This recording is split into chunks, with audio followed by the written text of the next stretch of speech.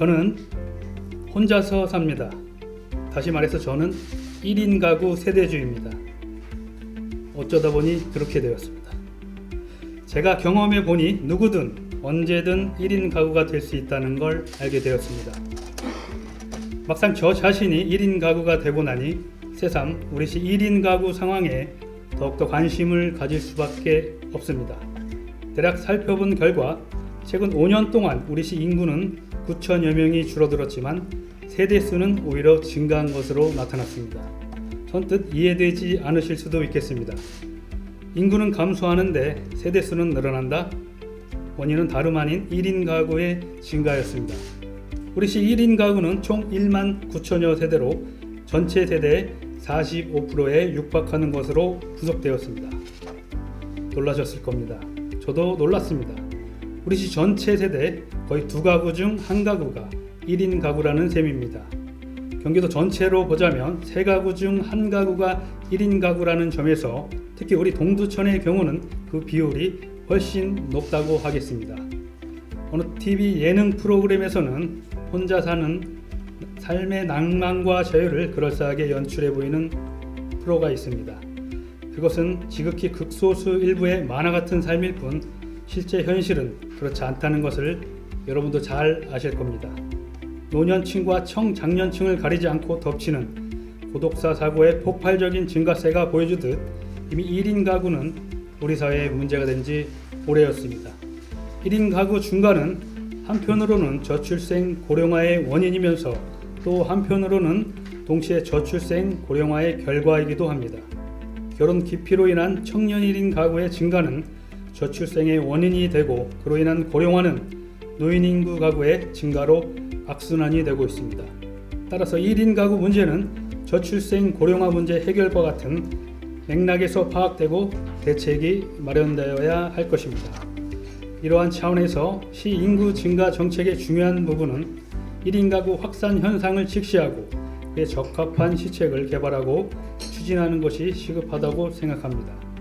이와 함께 시 복지정책에서도 1인 가구 증가세에 대응할 수 있는 정책 수립과 실천이 필요합니다. 요컨대 1인 가구 증가세는 첫째, 시 인구정책, 둘째, 시 복지정책이라는 2가지 차원에서 중장기적 예측과 대응을 요구할 수 있습니다. 말씀드렸다시피 나 혼자 산다라는 낭만과 자유는 사실상 허구에 가깝습니다. 혼자 살면서 겪을 수 있는 신체와 정신 건강의 문제, 경제적 곤란, 우울과 질병, 고독사 등은 역시 말씀드렸다시피 누구든 언제든 1인 가구가 되어 맞닥뜨릴 수 있는 상황입니다. 이에 본 의원은 내년도 시 중장기 발전 계획을 수립할 때 급격한 1인 가구 증가에 적절하게 대응하는 시책 개발이 반드시 포함되어야 한다고 제안을 드리는 바입니다. 그동안 1인 가구 관련 시책은 주로 고독사 예방과 여성 안심 서비스에 한정되었습니다만 그 범위를 넘어서서 보다 포괄적이고 망라적인 1인 가구의 정책이 필요한 시점입니다. 이와 관련해 바로 얼마 전에 발표된 경기도 1인 가구 정책 제안 공모전 선정 결과 몇 가지를 참고로 소개해 드리겠습니다.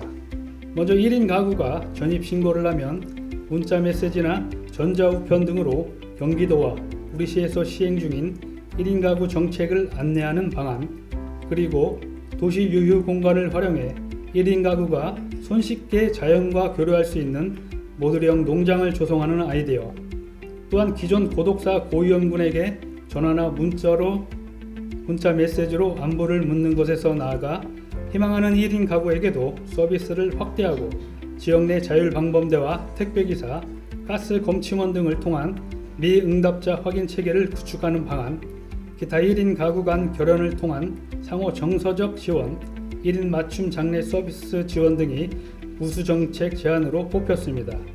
이외에 성남시 등 일부 지자체에서도 1인 가구 문제 해결을 위한 시민 아이디어 공모전 등을 통해서 접수하고 있습니다. 앞으로 우리 시도 시정 운영에 있어서 1인 가구 문제에 지금보다 더 많은 관심을 가져야 한다고 생각합니다. 우선 시간과 노력이 다소 들더라도 관내 1인 가구 실태 조사에 나서는 것이 그 첫걸음이 될 것입니다. 기본 현황이 파악되어야 문제점을 진단하고 그에 맞는 대응책을 마련할 수 있기 때문입니다. 오늘 본 의원의 발언을 계기로 1인 가구에 대한 보다 많은 관심으로 관련 시책들이 수립되기를 기대하면서 이상으로 발언을 마치겠습니다. 경청해 주셔서 감사합니다.